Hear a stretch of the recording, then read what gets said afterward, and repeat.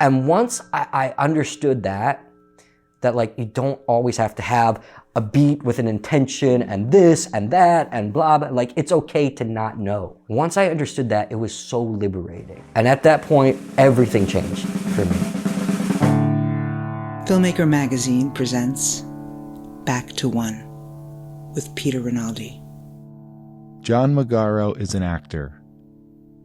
I sat down with him at his home in Brooklyn to talk about the work.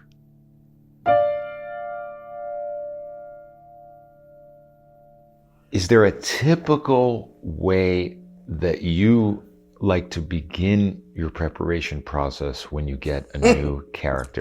I don't have a process. As I was talking, is there a typical way? It's varied.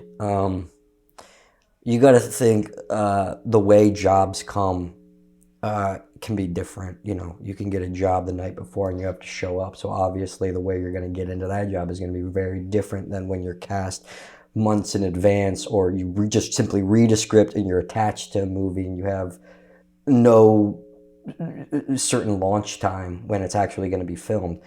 So specifically, I don't think there is one. Ideally, if I have time, I like to open a dialogue with the director. I really enjoy directors sending me stuff like books or artwork or songs or films that are inspiring them. Sometimes I find, at least for me, that more valuable than trying to have a conversation about the script. We were just talking about this. At times, directors can over-explain things. And I think when you start to talk about a script, especially if they're the writer of the script, they have their own vision of this. And when you're focused on that, it becomes muddy and it becomes strange. But if you look over there at my bookshelf, there's books that are from director. I mean, we can go over. You want to walk over there? Yeah. Can we move? Yeah, absolutely. Yeah.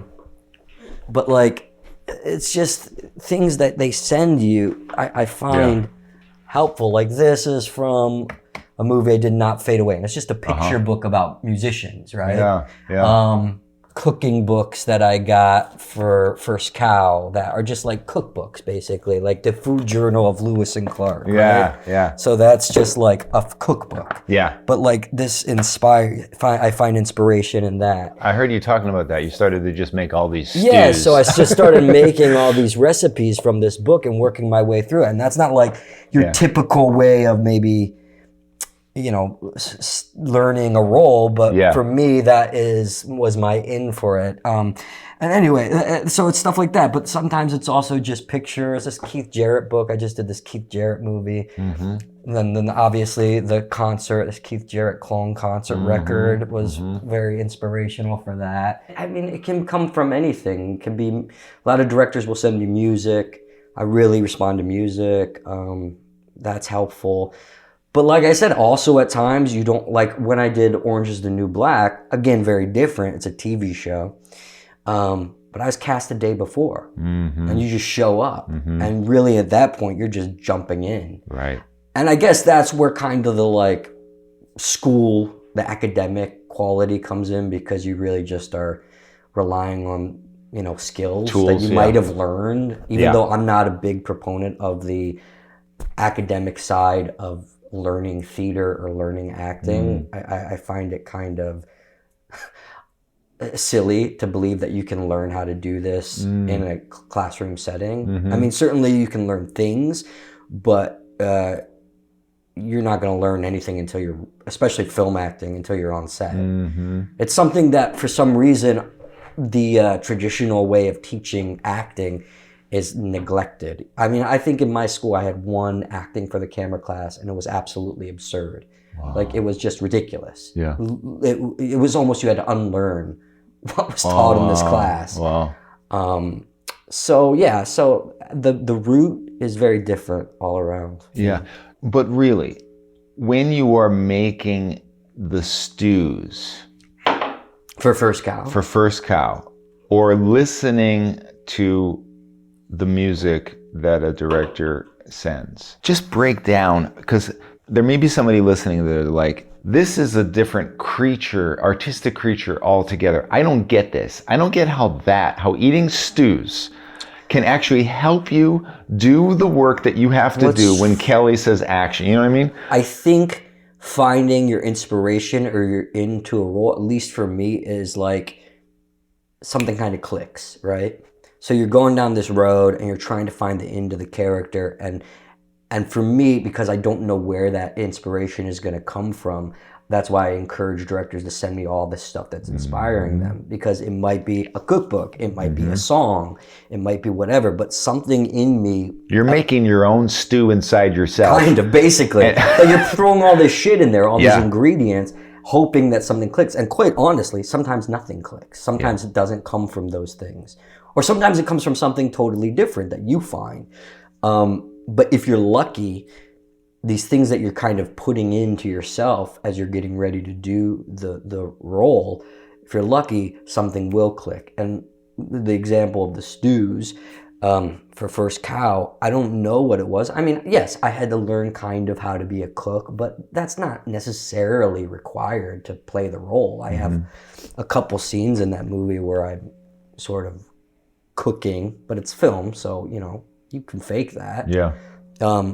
But for me, something about the patience of making these recipes and the silence, being here alone, making them in quiet, just sort of like let something click in my brain that let me into the character of Cookie.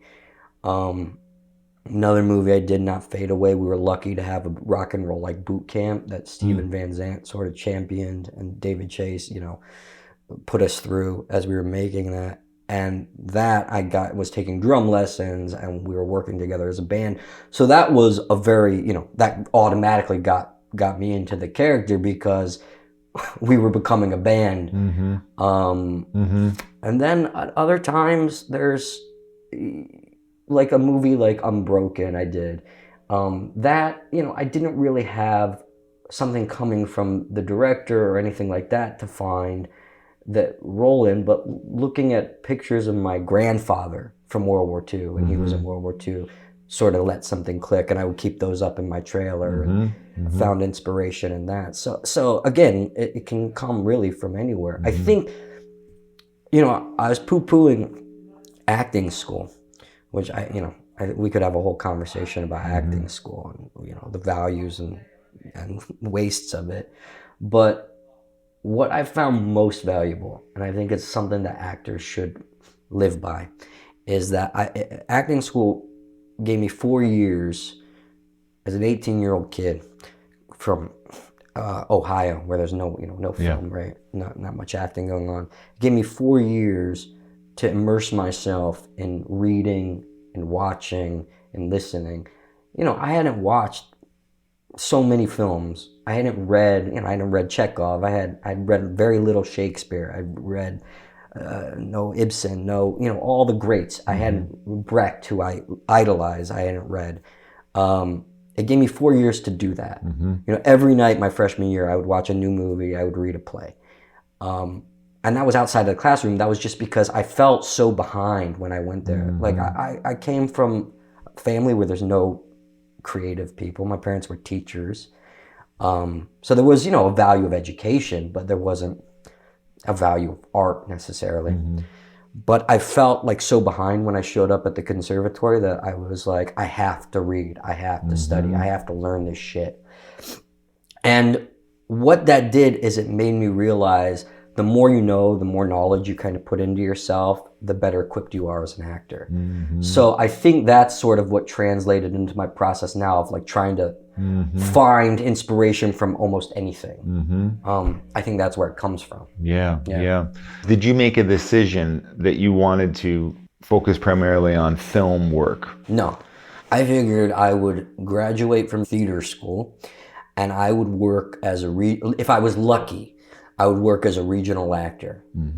And that was it. Like I would work maybe I'd get lucky and get to work at like the Humana Festival, which I thought was really cool when I was in, and it is cool, but like I thought that or like working, And like maybe someday I'll get to do like an off-Broadway play, or maybe I'd make it to Broadway. Maybe like as some random role, like maybe that's like it. Yeah. But like primarily going around the country, because that's what I knew. You know, like where I grew up, we had regional theaters, and I was, you know, like my hobby was doing plays, right? Yeah. Even though I didn't have an understanding, I just, it was like something to do. Yeah. I didn't have this respect for what went into it.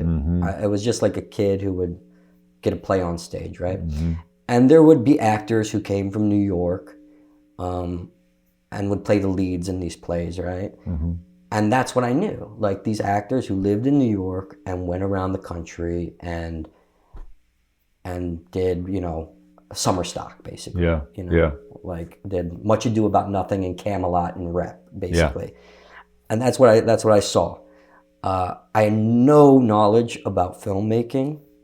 Like I said, there was one film acting for the camera class, which was, you know, these classes, and no disrespect to the teachers, they're lovely people and they're very talented, but they hadn't worked in the industry actively. And especially at that point, you know, this is the early 2000s where already filmmaking and television especially was changing. You know, you had The Sopranos in, you had this prestige TV thing happening. It wasn't the soap opera world and the network TV world anymore. Yeah. And that's what was kind of being taught, but again, by people who hadn't worked on film since probably like 1985. So how can you have someone teaching you acting for the camera in such an evolving world at that point? And even since then, look how much it's evolved. Right. How can they be teaching this craft when they don't really even know what's going on? Yeah, that's right. I mean, I'm a much more of a believer in the apprenticeship system, where you're there and you're in it. Yeah. You know, Jeremy Strong was really smart. He got out of Yale and was working, you know, on sets as a PA, was Dana Day-Lewis's assistant. That's right. You know, you're going to learn a lot more if you're surrounded by it. Even if you just go around with your friends and take a fucking camera and start making short films. That's right. You're already going to learn more than trying to sit in a classroom and do it. This isn't, you know, it's not calculus. Right. There isn't a exact science for it. Right, and you're making obviously you're making a two-sided point there, because you did say that it was good that in school you were kind of forced to read plays, and then you want to read more plays. You know what I mean? I wasn't forced. You know, we were forced. There was a few classes where you're forced to read a play. Yeah, but you're not forced. You became curious. I felt behind, and the competitive nature, which is something that I think pretty much every actor has. The competitive nature in me was like, I need to catch up. Like, I want to be the best at this. I want to know. I want to know what I'm talking about. Yeah. And so that forced me. Meanwhile, there was tons of kids at my school who didn't do that. Like they wouldn't read. They wouldn't study. They didn't know what was going on. And quite frankly, those people are not in the business anymore. Interesting. So so that's why I'm pushing back, because I guess I don't push back, man. Go ahead. Push. I guess I don't. I guess I don't want these people with all this experience that don't have like a foundation of what has come before, because when I'm saying with forced, I mean, like, you don't know, like, I didn't know I loved Dante. I saw Dante on your shelf. You know, I should show you. I have the maps. I drew the maps. Nice. Of all three of them. Oh my God. Yeah, I'll show you that later. Even the Paradiso. Yeah. Oh my God. Yeah. But I'm saying, I would have, if I didn't have college, I was forced to read that. And it blew me away, changed my life. Like, I think it's the greatest art of all time, that thing. Divine Comedy. Yeah. And what has that done for me? I think it's always at play when I'm writing stories, right? What would that mean if all I had was experience, because I went right to experience, and then I only watched the things that I thought I wanted to watch? Because sometimes you don't even know what your taste is yet. Right. Yeah, of course. Right? Yeah. Until it kind of gets formed. Yes. And that's why I think an academic situation might be also on top of the experience. I think yes, you're right. But the thing about an academic experience is it is what you make of it. Yes. And I think a lot of kids go to an academic program because they're told they have to. Yeah. They have to get a degree. They have to study. Listen, a lot of people can do it without it. There are plenty of actors out there who don't go and they just jump right into the business and they learn and they thrive and they do it. I wasn't that person. I couldn't have done that. For me, I needed to do it. But then there are other people who feel that they need to do it, go there and expect all this shit to be laid upon them and then to come out like an expert. Yeah. That's not going to happen. Right. You have to put in the work. Right. You like the Divine Comedy, that wasn't required reading. I picked that book up because I noticed in films I liked it was being referenced. And I was like, well shit, I should learn about this. So I read it in college and I loved it and I learned a lot and now like then I started to watch things, I'd see inspiration from it in things.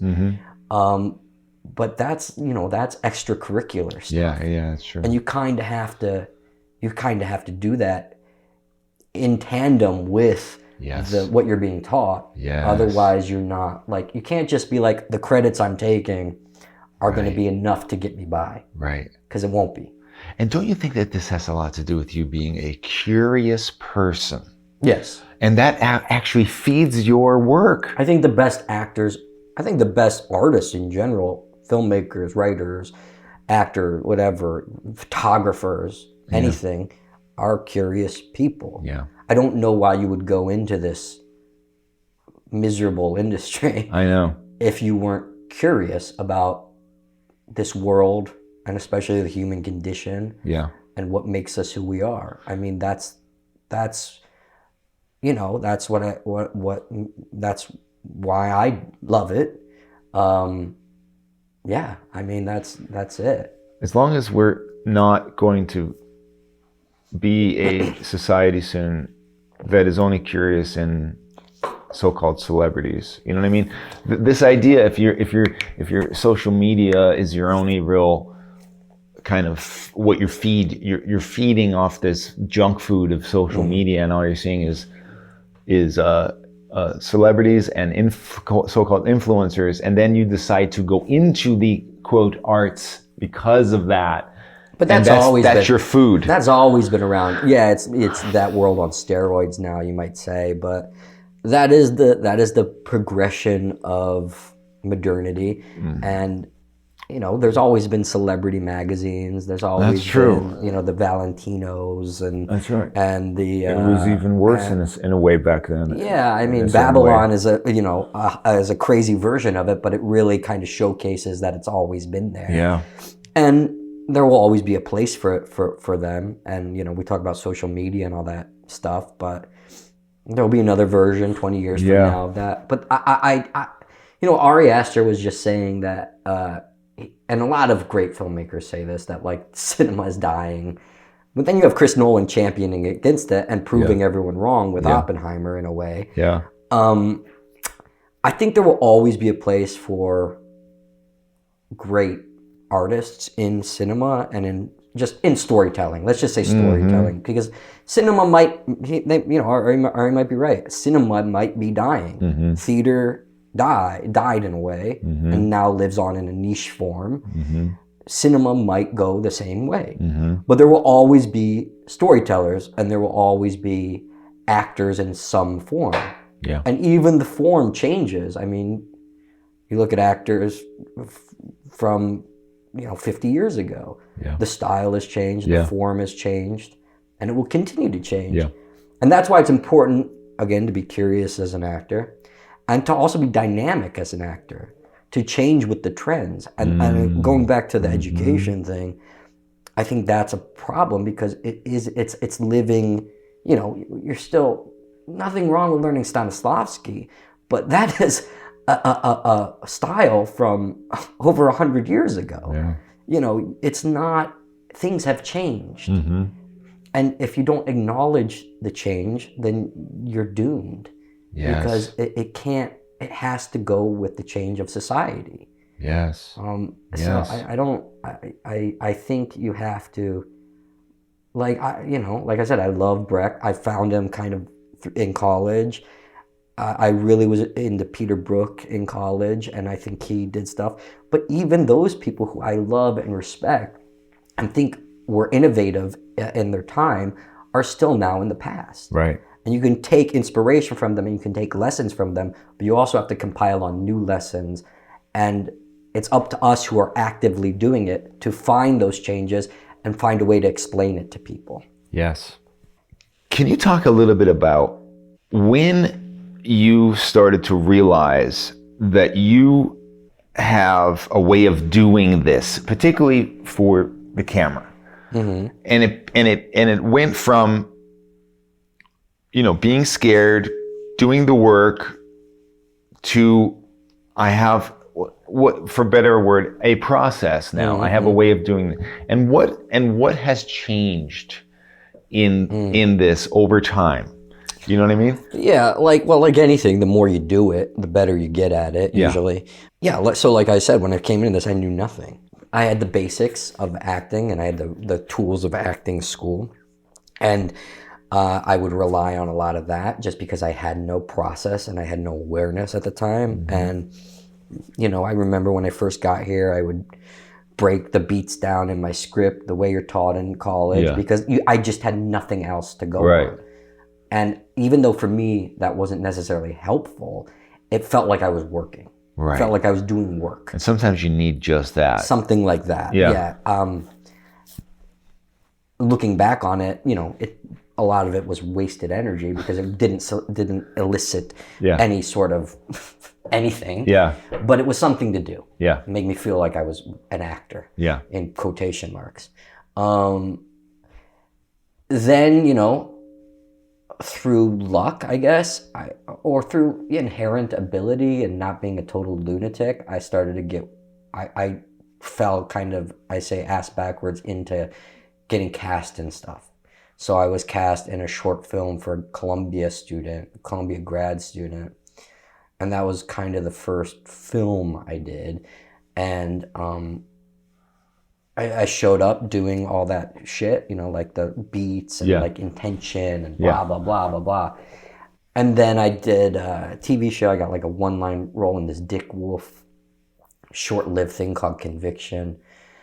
And, it's so different when you show up in front of the camera because it's just different than theater. Like it's so different.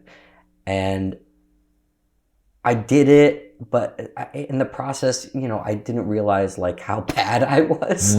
But like you look back on it, and I felt it at the time. But like all that nonsense was getting in the way of like just being present and listening. Like it was like, okay, because I wrote down punching is my intention in this beat, it's gonna be there. Yeah. But it's like, no, it won't be there. Just because you wrote something doesn't mean it will be there. You got to be present. You got to be listening. Right. You got to do it. Right. But I didn't get that, and like when I showed up to do that Conviction role, and the camera was right in front of me the first time on TV, like the lines were gone because like you go to that white space because it's so. So then you start to realize that all the shit you were taught, there's more to it, right? Mm-hmm. And then with time and experience, being around other actors and seeing how they did it, I started to realize like you kind of have to find your own way into it. Over time, you get more comfortable. Over time, you get to watch yourself more because you have more body work on film, and you start to see what works and what doesn't work. I did have a teacher who was very helpful in getting the idea, because what you have to do is kind of get out of your own way. Mm-hmm. Too many actors get in their way. Mm-hmm. They muscle it. They feel like they have to do all the shit that you don't need to do, instead of just listening and being present. Mm-hmm. And meanwhile, I'm watching, movies and TV and realizing that what the acting I respond to is just honest. Yeah. It's not reaching. It's not histrionics. It's not like all this other shit. Some people love that. Yeah. Some people want to be that kind of actor. Some people thrive in that type of acting. That's not what I respond to, and that's not what I wanted to be. Mm-hmm. So then I guess I'd been just kind of like painting by numbers for some years, and still being lucky enough to work on film, start to build a career, but not like sort of transcending to like the next place, right? Understanding the kind of mysticism, as we were saying, about this. Then I met this kind of he's an acting teacher. His name was Howard Guskin. He wrote this book, How to Stop Acting, which is kind of ironic because he's teaching it academically. But I had the good fortune, he directed this film, and it was with me and Jim Gandolfini, first time I worked with Jim. He was just fresh off The Sopranos, Famke Janssen. Anyway, we did this film, this really indie film that his wife Sandra Jennings wrote. And I was working with Harold, who basically is teaching the style that even when I started to learn that style, like I still was doing it too academically, but really it's about like he would say, like, let you feel the kind of click, or like let you find whatever, like let it click. Don't feel like you have to rush the line. Just like until you feel something, don't do it, basically.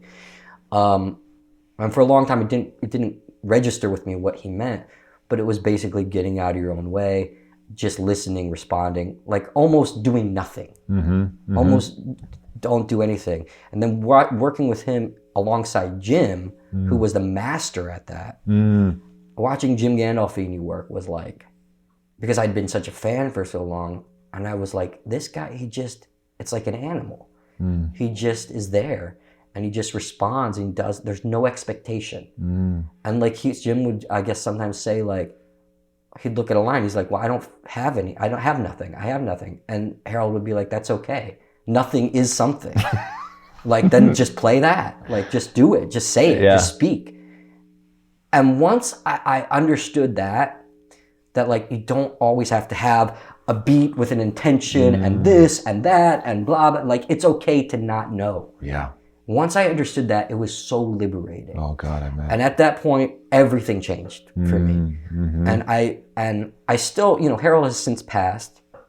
His wife is still around, and she's kind of a mentor to me now. We talk and we toss ideas around when I'm working on a script, and it's just a liberating style of acting because it is so free, and it then all of a sudden I was allowed to find inspiration from anything. That's when it all changed. And then I started to do more leading role. That's when I did this film, Not Fade Away, which was kind of like my first big leading role studio movie.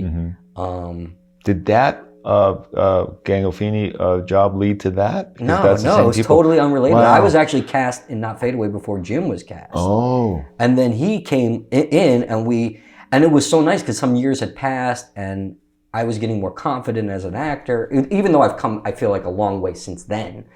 But at least I felt like I was now on the right track of an actor, understanding how to let just like the universe come in, be open to whatever happens, be free. Yeah. Even on that job, I wasn't as free as I have gotten now, but I was going that way. And it was great to see Jim come back, and it was another chance to work with him. There's a scene in that movie where we sit across from each other in a restaurant, and we have this scene, and he really he was so free, and he was so another thing I learned from him was like to help push and better another actor. There's this line in it where he's basically saying he's gonna leave my mom, in like he might leave the mother, and like basically they would get divorced and run off with this other lady, and he says, what would she do? Like, that's the question he asked me, and then I say, I don't know. I would take care of her. I think that's how I respond. And he sensed that I wasn't there, and he just kept asking the line over again. What would you do? What would you do? What would you? And like every time giving me a chance to say it until he saw it click. And that vulnerability hit, and what was needed for that. And that's a skill that now when I work with younger actors, I emulate. Like if I know that they're not there, like I try and just ask again and again. And that's one of those little tricks anyway. But like, and since then I've just gotten more and more free, kind of not give a shit in a way. And it just has progressed since then to get as honest. My endless struggle is for utter honesty on film. And that's what I keep striving for. Yeah. And just to be clear, because I don't think anybody is unclear about this, but I just want to make sure. You have to lay a foundation. That's why you're talking about all this kind of stuff. Where I don't know why I'm talking about it. I'm just spitting this shit out. But we're getting it. But it's not like you're just showing up without laying foundations within yourself about this character and then just saying, I'm going to just be present, right? Because all of the stew that you create is still working in there, and then you become present on the set. Yeah. Right? If you didn't have the stew, though, it would be like, isn't there something lacking? I don't know. It's hard to say. I think every actor is different. Yeah. I'm sure there are actors who can just go and they're right there. Yeah. Like they don't need anything. Yeah. I'm sure there are. But for me, I find value in all this stuff. It's hard to say because I don't, I can't, it's like you can't shoot the same movie twice where you do it that way and then you do it without and then see the differences. So you can't see the difference. So just objectively, I can't, answer that question. I just know what I like to do. And I think that's what's important for an actor to realize is what they like, what they find helpful for them. Whether that's doing it this way, that way, whatever works. I guess I always knew I needed something in advance. Whether it was doing those beats, whether it was doing it this way, it was something I felt it let me feel like a little more comfortable, I guess. And I think, if you have the luxury as an actor, you might get to explore different options and realize what works and what doesn't work. Unfortunately, a lot of the times, because this is a game where you can get thrown to the side very quickly, you might experiment with the wrong thing and not have the luxury to pivot. Yeah. But for me, I guess I always needed some sort of base ahead of time. But what is also vital is when you show up, especially on film, when you show up on the day, you got to put all that stuff on the back burner or kind of behind you, because when the camera's rolling, you can't be like, oh, let me draw all this stuff up. It's a business and there's a time, we got to make our day. You can't just be like, okay, now I need to go and do all my beat work, and now I got to go listen to this song 6 times to get into the mood, and I got to look at these pictures and cook a stew or whatever. Like, you can't do that then. It's too late. You're there, so you better just do it. Yeah. So I guess the idea is being, it's like, a Boy Scout going on a camping trip. You put everything into your bag just in case. Yeah. Hopefully you won't need to take any of that out. Yeah. Right. You've worked with some amazing directors. Can you talk about the kind of directorial approach that works best for you? And if you have come upon it yet, or if you've come upon aspects of it in someone, and describe that. Or you can also do it in a negative way, meaning like talking about all the ones that did not work. Yeah. There isn't one way. It's funny. I think back. I had this meeting with Cameron Crowe years ago, right after I Did Not Fade Away, and he asked me he asked me 2 questions: what my process was, and also what he likes and what I like in a director. And I had no clue. I answered a lot of bullshit, but I didn't know, because I was like, I don't even know what my process is, and I don't know what I like in a director. So now I guess I feel more confident in answering that, but it's still not like a definite, rock solid answer. I think directors, like actors, have strengths and weaknesses. I don't think there is a perfect as I'm talking about working with actors, perfect director in the world. Just like for directors, there's probably not a perfect actor. They have flaws. The good thing about filmmaking is, you go to a whole nother step of editing, and you get to hide a lot of these things. Yeah. Your faults as a director, their faults as an actor. What I find valuable in directors is when they have a clarity, when they don't over-explain. Sometimes it just takes a look. I find now with directors, if they give me a note, they're like I already get, usually now I already get what they, like what I did, what they didn't like about it. Yeah. So they don't need to go on like some diatribe about explaining it in this. The worst thing you can do is explaining it in the story. They can and in this scene and blah, blah, blah, and because of this and that, and it's like, no. Like, I think a lot of directors are taught in school, and we are taught as actors, like, don't say like faster. Don't say like angrier. Yeah. But quite frankly, that works. I know. And it's economic too. Like, I guess if you're working with an actor younger actors, it might be harder. But like nowadays, like, I'd rather you just be like that. Like, I don't need to go into some like intellectual, subconscious, blah, blah, blah. Like, by now, when you're on set, you should, as an actor, should understand all that shit about your character. Or if you don't, at least fill in the gaps on your own. Like, make it up. Because you got to have something. So I think clarity, concise direction is valuable. Kindness, support, because actors are, we're vulnerable. And that doesn't mean like coddling, and that doesn't mean lying, but it also means, actors can, a lot of the time, have to be very vulnerable. They're putting themselves out there. And it's a scary thing. And most of us are pretty sensitive. Like, I'm sensitive to criticism. I get depressed. I'm depressed. I have anxiety and I have depression. So when people are mean about what I do, it affects me. Yeah. Like, I'm not going to lie. Like, it hurts my feelings. But because we're sick and we're masochistic, I guess, we put ourselves through it. So yes, you want, in this collaboration, you want your director to be supportive of you and feel like they want you there. One of the best people about that is Todd Haynes. Todd Haynes is like, he makes you feel, and he's such a, he's a brilliant filmmaker. He's an icon. And even if you're playing the smallest part in a movie of his, he makes you feel so supported. And like, you can do no wrong.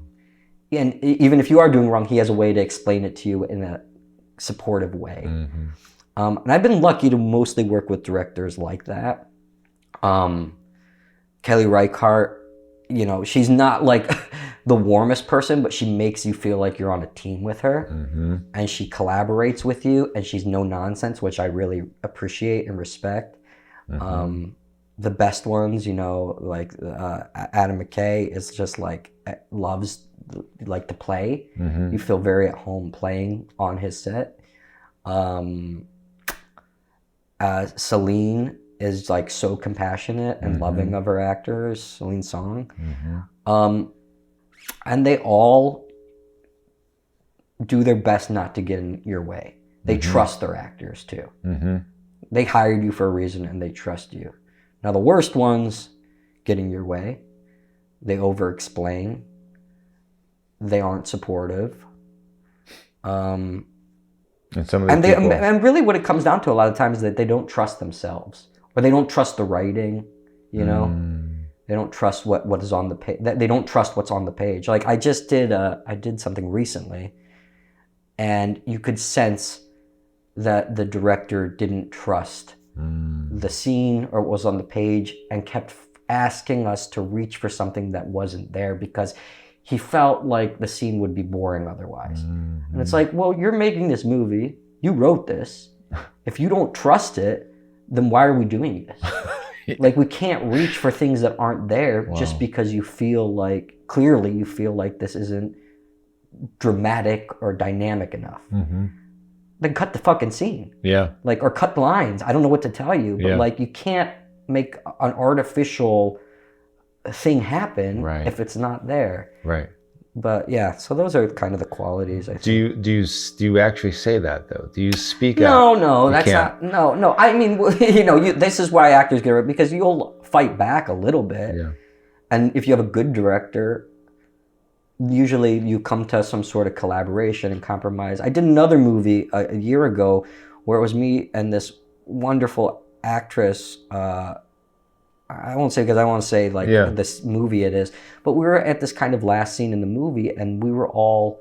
It was like the actors. It became kind of the actors versus the director, because we didn't understand why we would say these things. And like, this is stereotypical for actors, but it's good when you can have this conversation, because ultimately it usually makes the film better. Right. And it took a really long time. Probably we weren't shooting because we were having this conversation, but eventually we came to an understanding because the director was willing to be open to this stuff instead of being like, you have to say what's written. Right. You have to say that you're doomed, because the actor kind of has control too. Right. And it's never going to be good if the actor isn't buying it. And why not ask the person that has been living with this character, that is developing this character, and that might have a really interesting say in this to make this better? You have to.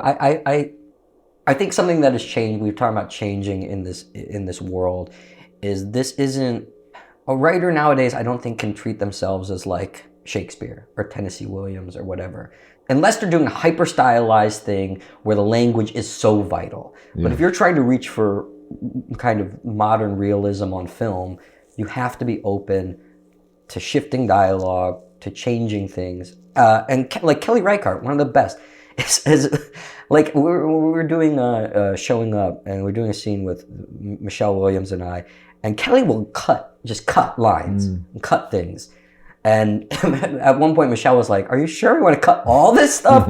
But she's like willing to. She sees what's happening in the scene, and she's willing to move. And that's a great thing about film, is that you can see it, see what's working, and change. Yeah, it isn't, it's part of the director job. Yeah. And I think a director has to be willing to do that. You can't just sit there and be like, the words I wrote in isolation, 3 years ago, have to stay here on the day. That you're fucking yourself if you do that. Yeah. If you can't acknowledge it's not necessarily working, and you can make it better by collaborating on the day, then you're gonna fuck the film. Yeah, right.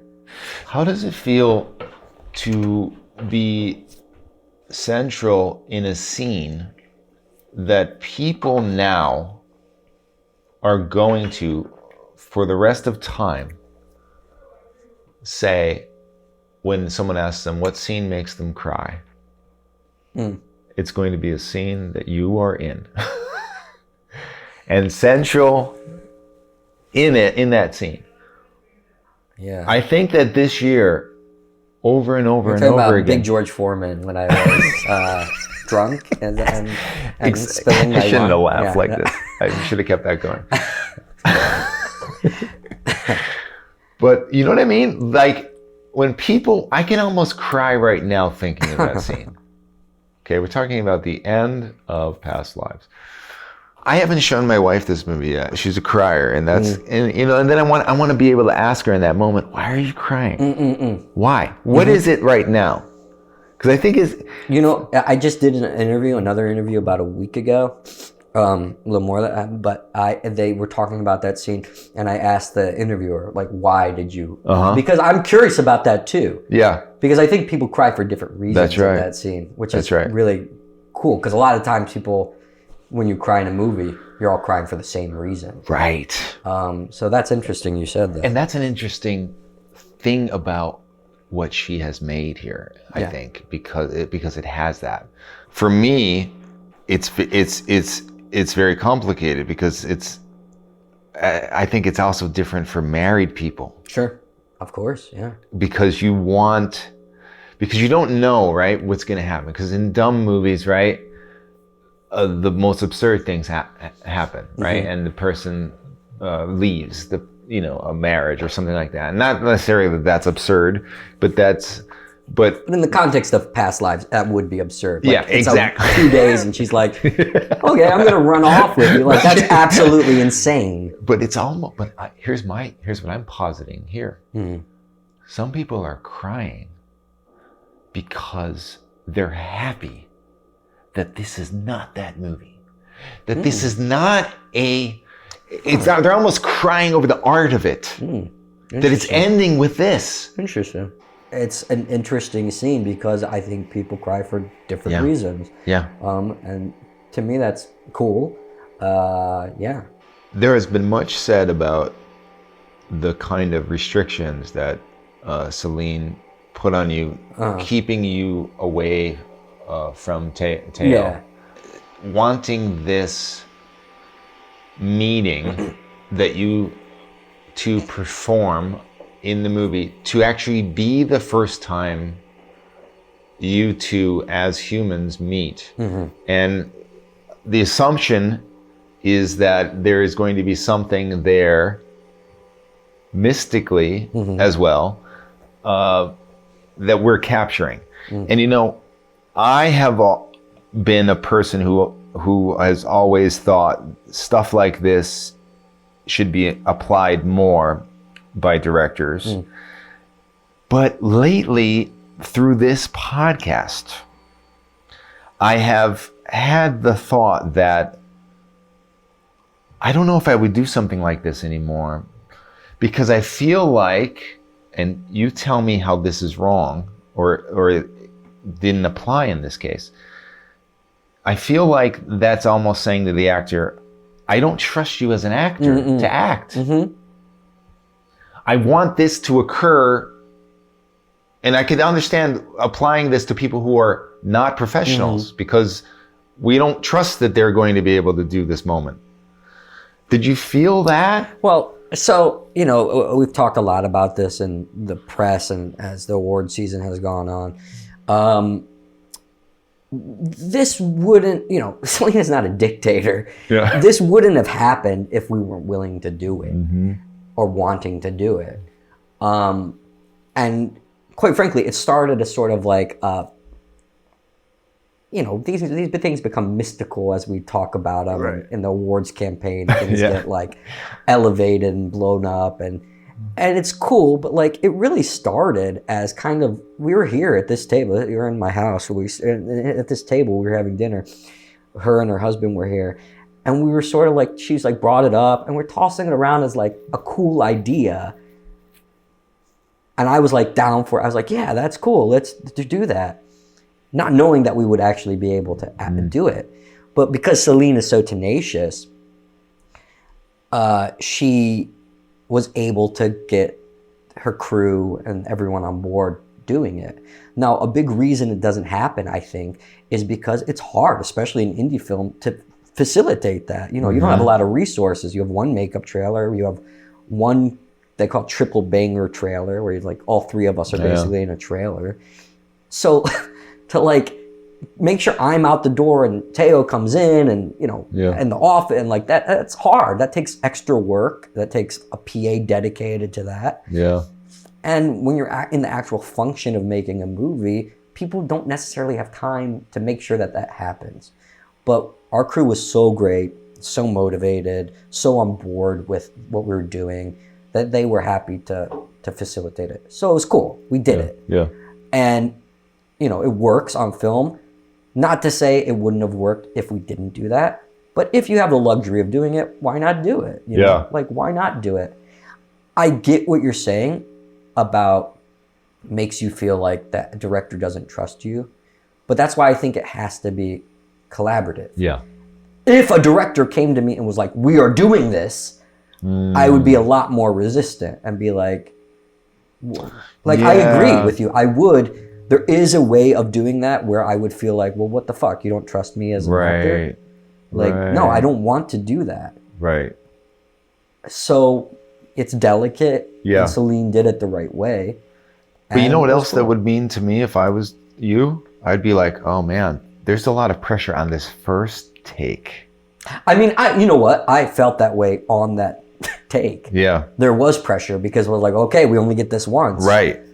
A lot of people put time and effort into this. So I did feel that way. And again, luckily it worked. Yeah. If it didn't work, it would have been a lot of nonsense for nothing. Yeah. But the thing is, we did shoot that scene multiple, you know, we shot not many, but several takes of it. And I'm sure there's still. I'd be curious to see the other takes and how different they are. And I'm sure they're not that much different because it's not like that much has changed from that just shaking hands. Yeah, and I don't know. Like, and also if we had met, if it would have, that's again going back to this. You do it once, so at the end of the day, it becomes a cute story. Right. To tell. These are these. That's really what it becomes. Yeah. The mysticism of it is hard to. You can't objectively say because you only did it one way. Yeah. Like we can't say if it would have been just as impactful. Yeah. But what you do get is a cute story to go around to interviews and award shows and be like, we did that. Yeah. Look at it. And I think here we go. I'm gonna poo-poo method acting for a minute. But like, I think. At the end of the day, method actors, it becomes about that story. Mm-hmm. And it's not necessarily about much else besides having this crazy story about how you did it. Yeah. And you get to go to the TV show and talk about that. And right. Becomes a mythology people talk about. Yeah. And I don't necessarily think it makes someone a better actor. Right. At times I think it's quite selfish to other actors and to crews. But that's a lot of this. Past the like just the acting, but the selling of a story, selling of a movie becomes about these things. Right. Right. That are necessary. Because that intrigues people. Tiny mythologies, like, yes. A little mythology to it. Yeah. Did you, because she's this is her first film, were the actors kind of taking on this extra protectiveness of her on a set? You know what I mean? Or this kind of idea that we have to make sure she's okay. Interesting. I never thought about that. But I don't know. I can't really speak for the other actors. I don't know. But there were things that I felt, and now looking back, that I guess I was a little protective of her. That means she did a really good job if you're not even aware of this. That means that she was so strong as a director. It's not our job to be protective of the director. No. Like, that's not, I've worked with a lot of first-time directors, and... Oh, even in first-time directors, you mean? I think that's what you're asking. No, but I'm saying... I thought you meant in general it's not your job to be protective of it. In general. Yeah. But I'm saying also, and I've worked with other first-time directors. Interesting, and I haven't felt as protective of...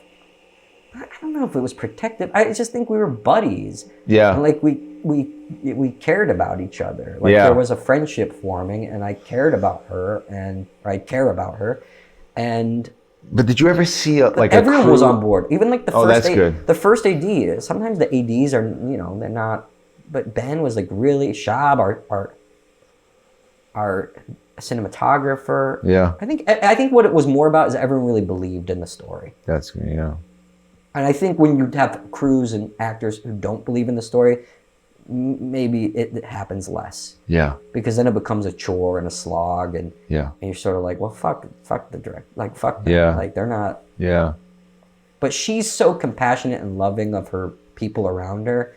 Celine's very touchy. She loves to hold hands and hug, and so she's very like warm. And I think that makes the other people around her also sort of, you say protective, but I think it's just like a family or a team or whatever. You're at a nice place. I mean, right now, a film you just did is nominated for Best Picture. I mean, that's pretty, that's pretty darn good. And you can look around. You have nice relationships with exceptional directors that a lot of actors would, like, that's their goal.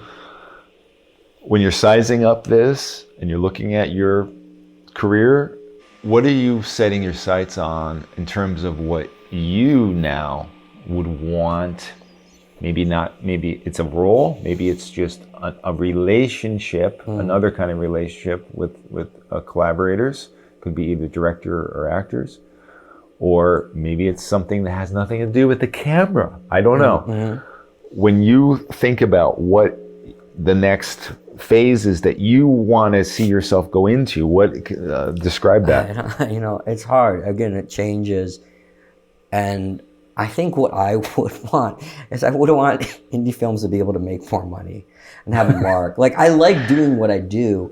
What I don't like is that we don't make much money doing it. Yeah. Like, it's a lot of work and it's hard and there's not a lot of reward to it. So like when you have something like Past Lives break through and get nominated for an Oscar, that's rare. You know, I've done a lot of indie films, and for an indie film to make it this far, that's really, and Past Lives isn't even necessarily a true indie. It had A24 behind it. Mm-hmm. So like, you know, all these people out there making true indies where they got to sell it, it's a lot of work for a lot of headaches. Yeah.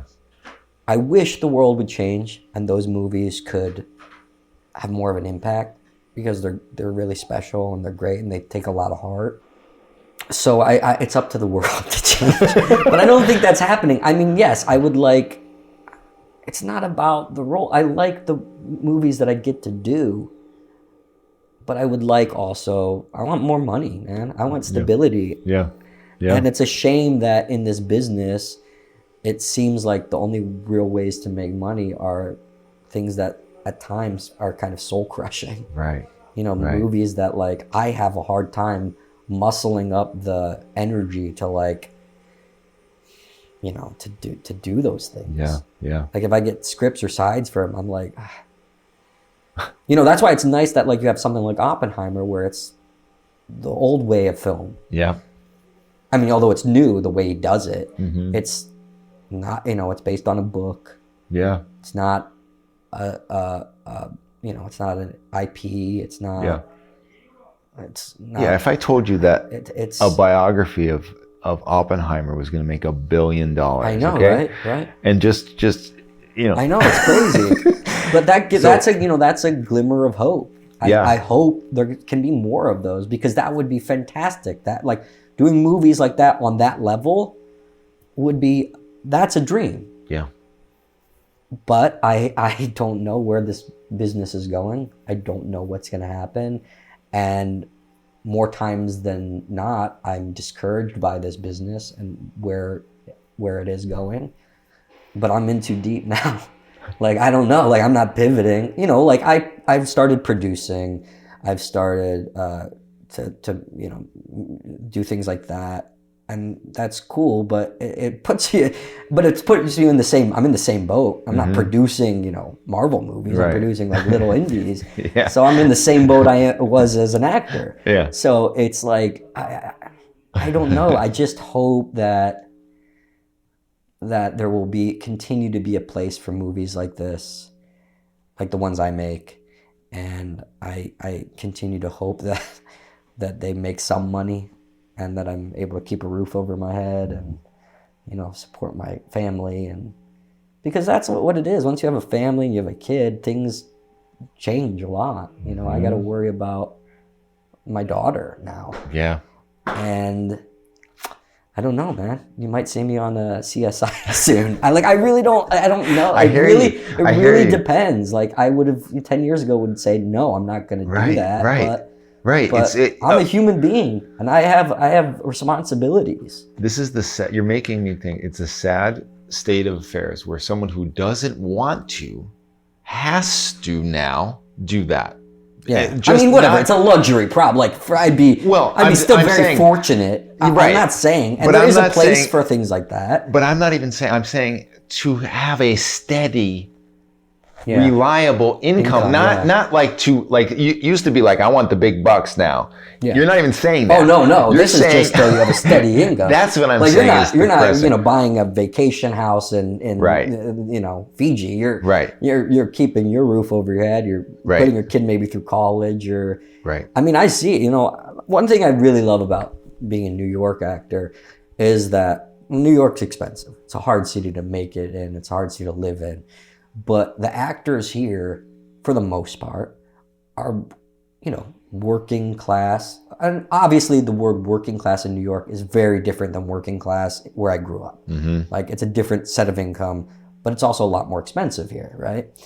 But these are people who are living very normal lives in New York. They're workers. They show up on set. They work hard. They care about it. It's not this like glamour in this, profession. It's not all this other stuff. But it's kind of the world I grew up in. Just blue collar, working class type people. And although obviously here, like I said, it's different. It's a different set of circumstances, different incomes. It's still not like, private jets and caviar every night. It's work. Yeah. It's work. And I love that. I do. I don't. I have. It would be a dream, obviously, to have personal assistants and like all that stuff. But I don't know if I'd be comfortable. I don't know if that's not what I'm from. That's not what I'm used to. But yes, I would like some stability, more stability. And I really hope that there is a place for these kinds of movies. There continues to be a place for them. Yeah. John Magaro, thank you. Thank you so much. Good talking. Back to One is a production of Filmmaker Magazine, which is a publication of The Gotham, formerly IFP. Listen to back episodes of this podcast at filmmakermagazine.com or wherever you get your podcasts.